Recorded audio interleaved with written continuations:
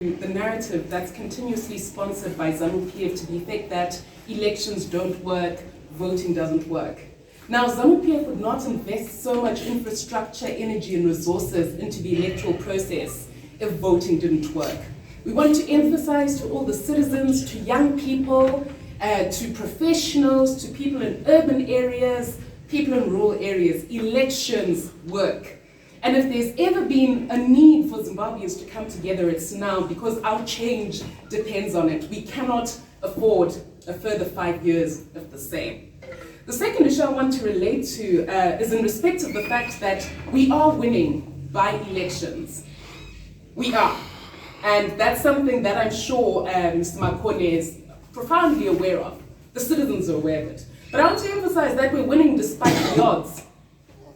We're winning despite the odds, but that doesn't make us blind to the odds. The kind of margins of error which have been spoken about will make a huge difference come the harmonized election. So the fact that we are winning elections is not going to stop us from demanding electoral reforms. Those electoral reforms are necessary. And if anything, the by-election process for us, the reason we are participating is because they're a dry run to see the efficacy, the readiness, of ZEC, to test whether they pass the integrity test, the constitutionality test, the transparency test, and as the dossier that we submitted indicates, they're failing on a number of fronts. Citizens themselves will have gone to polling stations during the by-elections and found their names not there. You'll see a husband, their name is in the voters' roll, and yet the wife is being posted somewhere else. The presiding officer says, well, just go and check Kunemamuma polling station to check if your name is there. That's simply not acceptable, which is why we insist on a credible voters' roll.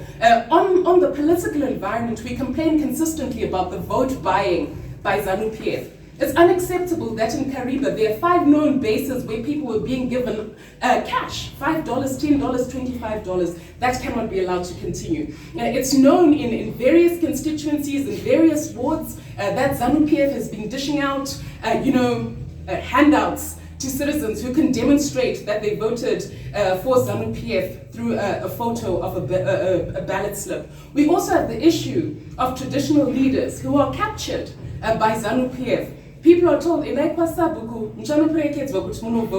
that assisted voter crisis is creating huge problems for us. And we've drawn this to the attention of ZEC. You can't have a situation where people are told you're going to be followed, you're going to be accompanied in the polling station so that people check where you voted. That detracts completely from the need for security of the vote and privacy of the vote. So when all is said and done, we continue to insist that if we don't resolve these issues, we're going to have another disputed election like the one we had in 2018. And the aftermath of that election tells a big story. Just the other day, we were commemorating the 1st of August shootings that took place by the military. That's the sort of response that comes from the citizenry. The citizenry themselves, it's not driven by political actors.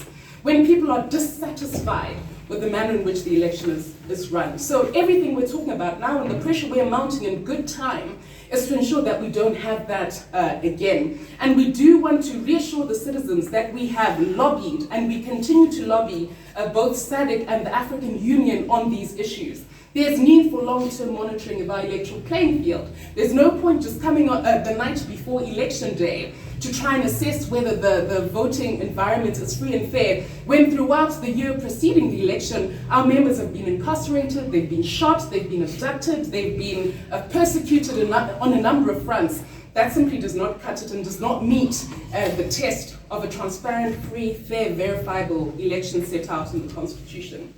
So without further ado, I obviously acknowledge that one of our other point persons on elections is here, Ms. Ellen Chideng. I'm just going to ask her to come to the front, and then she's also going to help us when we deal with any feedback and questions we'll get from members of the media. Please feel free, as usual, to raise your hand, indicate which